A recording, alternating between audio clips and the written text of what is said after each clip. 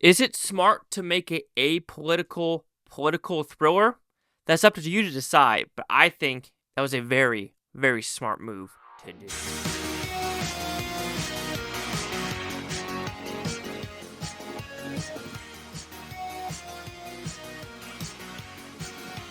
Chase Lee Hockey here with the Blue Futon reviewing Anniversary. What's about pretty simple premise? You have a couple 25-year anniversary. Their kids are with them. The son brings home a girl, but the girl has a secret past where she is all about bringing America into one political party, so much like communism, North Korea, China.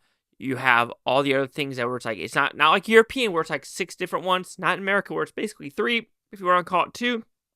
But no, she wants like the Russia where it's like one person doing it, or like an African nation where it's one person doing it, or China, one person, or North Korea, one person. She wants that for America, and you have to be part of the choice. And this is about how family and politics mesh, and will they collapse or will they succeed? And this is where the movie absolutely is a winner because of the themes, the elements, and what the movie is trying to do. Okay, first off, before I go into the movie, I do this a lot when it comes to some of the political stuff. I know there's going to be a lot of people on the left and the right that are going to point fingers like a motherfucker. They are going to point fingers like a motherfucker saying, oh, the left's going to be like, those fascists on the right, that's what they're doing. And then the right's going to be like, those commies on the left, that's what they're doing. And let's be honest, this is a movie. This isn't going to happen. It doesn't make sense. Yes, you could say, okay, China, but no, we are not China. We have guns. There's no one going to take away our guns. There's no one that is going to be able to do this census like this. It's just not. It's a movie, guys. It's a fucking movie. And he made it political on purpose. Even the first 5 minutes, Diane Lane's like, I'm not Republican or liberal. I'm in the center because we got to look at everything around because both sides say the right thing. Both sides say the wrong thing. They do the right, wrong thing. Think about it now. Marjorie Greene Taylor. Now apparently the liberals love her. And so it's things like that where you just got to be like, you know what? Let's just simmer down. And the family politics theme. There are so many people on TikTok that are like, I refuse to talk to my parents because they voted for Trump. It's like, really? So you're going to disavow your family because who they voted for and things are going to change in 2 to 4 years? Like, really? That's how shallow you are? That's how rich your privilege is in a first world country. It is absolutely shocking. But this movie touches on those subjects of politics, family, and what is right and wrong.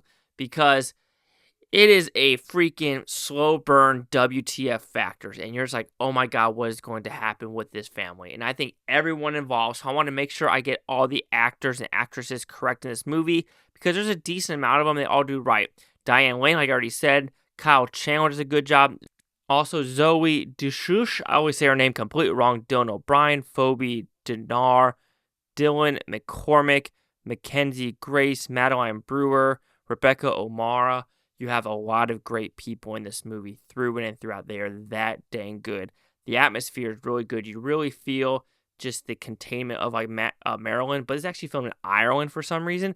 Again, I don't understand why they do this. Is it that expensive to film in Maryland? Anyway, this is just a slow burn of what this family and this country can go through. Yes, this is a very short period. It's like a 5 to 6 year mark.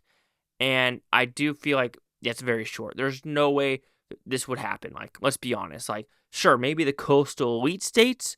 This ain't happening in the Midwest and Texas and Florida. I could promise you that. Alabama, hell to the nah. It ain't going to happen there. Okay, if you notice, it's kind of darker in the room. I did half the review. My mom called. And then I went to go see another movie and I came back. So you know what? This means that, just like the movie says, parents/family over politics. Okay, that means nothing. But anyway, I already talked about how I love the acting, how I thought the overall premise and the look of the movie is pretty good. Now let's talk about the story. If I remember, I haven't talked about it yet. But the actual writing is smart. They should have made it apolitical. And I already talked about how most sides are going to blame one another, but that is just a smart idea to think about, cohesiveness and where authoritarianism can go and how it's a slow drip in the water bucket, like drip, drip, drip. And also could be like that, like slowly turning up the oven with the frog and like just not knowing, all of a sudden, bam, it will explode. When dealing with that, though, I do think it's a little bit superficial when dealing with the perfectness of it. And what I mean by that is, like I already talked about too, now it's starting to come back to me, is there's no way the coastal elites and like the Midwesterners are going to agree on the same thing. Like, I could see maybe California, Oregon, and Washington being like, yes, government me hard, daddy, government me hard. But of course, like Texas, Florida, Louisiana, Mississippi, Kansas, you have these other states that people are going to be like, nah, fam, get wrecked. You want that census? Get wrecked.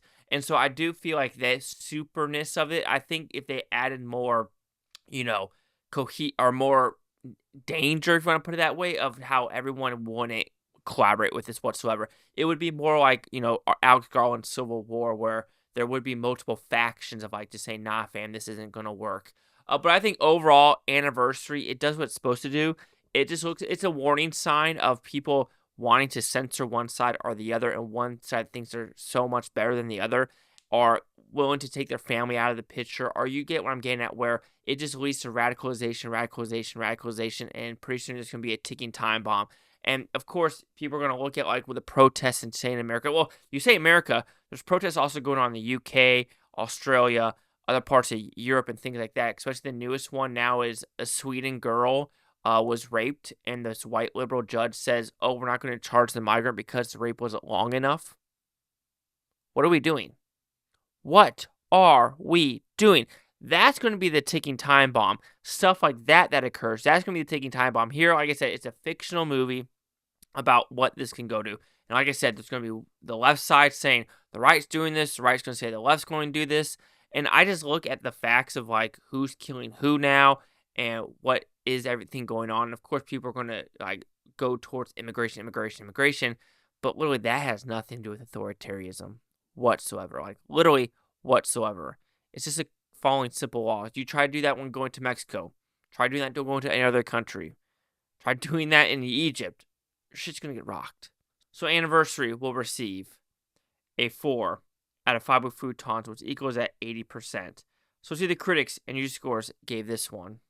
So you have critics a 66% with 32 of them. Nothing for the audience score yet. Nothing for the critic consensus.